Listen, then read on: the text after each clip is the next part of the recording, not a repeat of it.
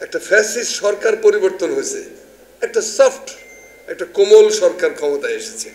আমাদের উপদেষ্টাদেরও কথাবার্তা কম বলা উচিত, অপ্রাসঙ্গিক কথাবার্তা বলেন অনেকেই।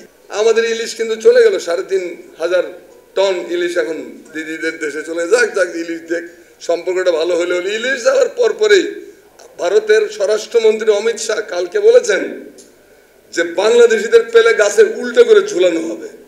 এটার একটা জবাব দেন মাননীয় পররাষ্ট্র উপদেষ্টা। কথাবার্তাটা মান্দা সোজা করে বলতে শেখেন, কারণ আপনারা দেখলে আমার মনে হয় কখন টোলে পড়ে যায়। মাজা সোজা করে কথা বলতে শেখেন, তার জন্য যেটা দরকার সেটা মাজা সোজা করে দাঁড়াতে হবে। মাথায় রাখবেন, আপনি দুর্বল না, বাংলাদেশের জনমানুষের সমর্থন তো আপনাদের সাথে আছে, তা আপনাদের মাজা লেকর বেকর করে কেন? একটা ফ্যাসিস্ট সরকার পরিবর্তন হয়েছে, একটা সফট একটা কোমল সরকার ক্ষমতায় এসেছে। আর কি, আমি তো আর কোনো পরিবর্তন খুব একটা চোখে দেখতে পাচ্ছি না। ব্যাপক পরিবর্তনের দরকার, রাষ্ট্র পরিবর্তন, রাষ্ট্র পুনর্গঠনের কথা বলছেন।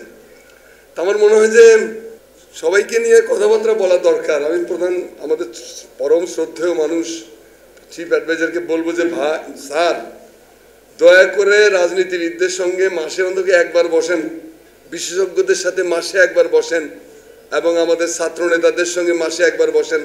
তাহলে আপনার এই এনজিওর যন্ত্রণা থেকে কিছুটা রক্ষা পাবেন। আপনি এনজিওলারা খারাপ লোক সেটা বলা আমার উদ্দেশ্য না। কথা হলো যে প্র্যাকটিক্যাল পৃথিবী আর ঘরের রোমান্টিকতা দুই জিনিস। প্র্যাকটিক্যাল পৃথিবীর ভিতরে সাঁতার কাটতে শিখতে হবে। এই জন্য সবাইকে সবার পরশে পবিত্র করে বাংলাদেশ পুনর্গঠনের যে স্বপ্নগুলো, আমাদের উপদেষ্টাদেরও কথাবার্তা কম বলা উচিত, অপ্রাসঙ্গিক কথাবার্তা বলেন অনেকেই। এখন দেখেন সমস্যাটা কি, আমাদের ইলিশ কিন্তু চলে গেল, ৩,৫০০ টন ইলিশ এখন দিদিদের দেশে চলে যাক, ইলিশ দেখ, সম্পর্কটা ভালো হলে ইলিশ যাওয়ার পরপরেই ভারতের স্বরাষ্ট্রমন্ত্রী অমিত শাহ কালকে বলেছেন যে বাংলাদেশিদের পেলে গাছের উল্টো করে ঝুলানো হবে। এইটার নাম বন্ধুত্ব? এই ভাষা তো দানবের ভাষা, ফ্যাসিস্টদের ভাষা, আওয়ামী লীগের ভাষা। এটা তো কোনো মানুষের ভাষা না। এটার একটা জবাব দেন মাননীয় পররাষ্ট্র উপদেষ্টা। কথাবার্তাটা মান্দা সোজা করে বলতে শেখেন, কারণ আপনারা দেখলে আমার মনে হয় কখন টোলে পড়ে যায়। মাজা সোজা করে কথা বলতে শেখেন। আপনার পার্বত্য চট্টগ্রামের মধ্যে আবার লেলিয়ে দেওয়া হয়েছে ঝামেলাগুলো, আপনি ভদ্রতা বলতেছেন। আপনারা কুকুরে কামড়াচ্ছে, আপনি বলতেছেন রবীন্দ্রসঙ্গীত শোনো।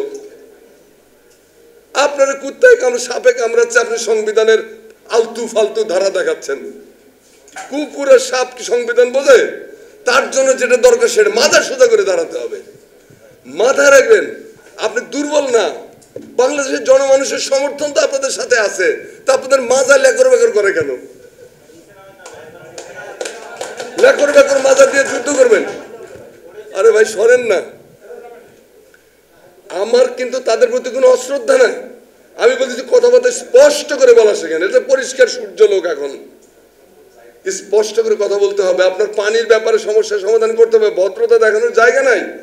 বাংলাদেশ যতবার মোকাবেলার পথে গেছে ততবারই ভারত এসে হাত ধরছে, ভাই ভাই ভাই ভাই আমরা সমাধান করতেছি।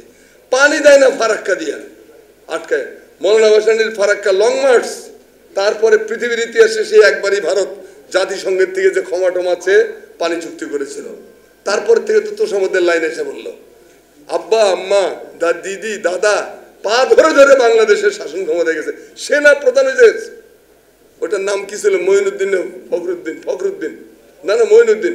এই বেটা তার সেনাপতি হওয়ার জন্য ভারতের প্রেসিডেন্টের কাছে তদবির করছে। বুঝলেন বাংলাদেশের অপমান কতটা হয়েছে?